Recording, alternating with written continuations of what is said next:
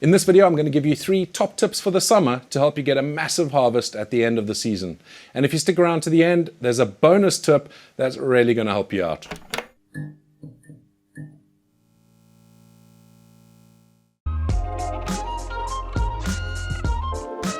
Tip number 1 is ventilation and air circulation. Keep the air moving. Your plant's health depends on this. Your plant transpires through its leaves. Transpiration is the loss of water vapor from the plant, and up to 99% of all the water that your plant absorbs is lost through this process of transpiration. That is a lot of water. I use about 300 liters of water every time I water my plants. Why is transpiration so important? Firstly, transpiration helps your plants keep cool. And when you have a fan blowing on your plants, it allows that water vapor to move on and your plants can then transpire some more. This is very similar to the way that humans sweat when they get hot. And if you have a light breeze blowing on you or a fan blowing on you, it allows that sweat to evaporate and you can sweat some more, and that whole process keeps you cool. Secondly, it helps with the uptake of nutrients. When your plant transpires, it allows more water, and with that water, nutrients to be absorbed by the roots and moved into the plants. Transpiration has a direct impact in the amount of harvest you'll get at the end of the season. Talking of watering, let's move on to tip number 2. Watering the right amount at the right time is crucial for the development of your plant and for the size of the harvest that you'll get at the end of the season. During the early parts of your season, just after you've finally potted up to your last pot size, you want to test how much water your plant needs. You do this by saturating it completely, letting the water drip through the bottom of the pot, and then waiting. Wait until the leaves start to droop. Only start, don't let them completely die. Once they start to droop, completely saturate it again and wait once again for the plants to start to droop. This way you get a feel for how much to water so that you're not overwatering or underwatering later on in the season. If you are new to growing chilies and you've grown tomatoes in the past, do not make the mistake of watering your chili plants the same way you would your tomato plants. They are 2 very different things. Chili plants like to have a bit of a dry cycle in between watering. And this is why I mentioned earlier about waiting for the leaves to droop before watering them again to figure out what the optimal cycle is for your plants in your circumstance. That's not to say that the optimal time to water your plants is when they are drooping. It's actually just before they're starting to droop. But you'll figure that out if you do that cycle a few times. Now, the amount of water that I use each time I water my plants, I aim for between 10 and 15% most of the time. That means with my 10-liter pots, most of my pots are 10 liters, I use about 1 to 1.5 liters of water each time I water. If it's a particularly hot day, I might do 20%, so 2 liters of water for my 10-liter pots, and that'll be more than enough.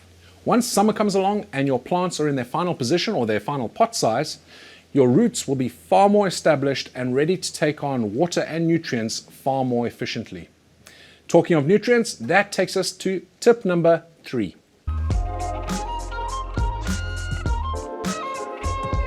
Change your nutrient ratio. Ideally, you shouldn't have been feeding your plant very much at all until after 4 to 6 weeks, once the plant's fully established in its pot and its roots have had time to spread and find all the existing nutrients in the soil. If you are feeding, you can use a very mild seaweed fertilizer, very well diluted, or a tomato fertilizer, again, about half the dilution rate that it suggests on the bottle. Once summer comes along, this all changes. In the early stages of growth, your plant needed quite a bit of nitrogen to help with the green growth, the foliage, the stems, the leaves, the size of the plant. At this stage, we're starting to develop flowers and fruit, and the need for nitrogen is not as much anymore. There's still a little bit of nitrogen needed, but definitely not at the scale at the beginning of the season. You want to shift the nutrient balance to a higher percentage of potassium. The NPK ratio I like to use is 1 to 1.5 to 5. Now, this should work for you if you're using the same soil mix that I show in my videos. But if you have a different soil mix, different growing medium, then you might need to adjust things. But as you can see, it's pretty high on the potassium side of things. To keep things simple, you can use a diluted tomato feed. Just look for one that has a higher percentage of potassium. That's the K part of the NPK. You can also use a dedicated chili feed like Chili Focus, which works very well, but it is quite generalized. It's for the entire season, so it has a bit of a higher percentage of nitrogen than I'm probably happy with. But it does the job and you'll still get some good harvest from that. Before I get to the bonus tip, make sure that you are subscribed today to get more tips on chili growing, hot sauce making, and a whole lot more. And finally, the bonus tip. Flower drop is hugely frustrating. You have a beautiful plant putting out some lovely flowers, but those flowers keep dropping off before they turn into chilies. One of the biggest reasons for flower drop is the flowers are not pollinating because of a lack of humidity. This is especially prevalent in summertime where you have a bit of a drier climate, and this is really prevalent if you are growing indoors. It's a bit more difficult to maintain that humidity level. Humidity level you want to aim for is around about 65%, and thankfully it is very easy to fix this problem. All you need is a sprayer.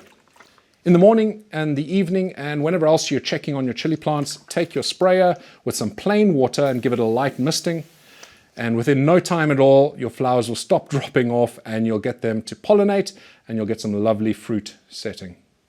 Hopefully the tips in this video help you to get a massive harvest at the end of the season. I hope that you enjoyed this video, and until the next one, stay spicy.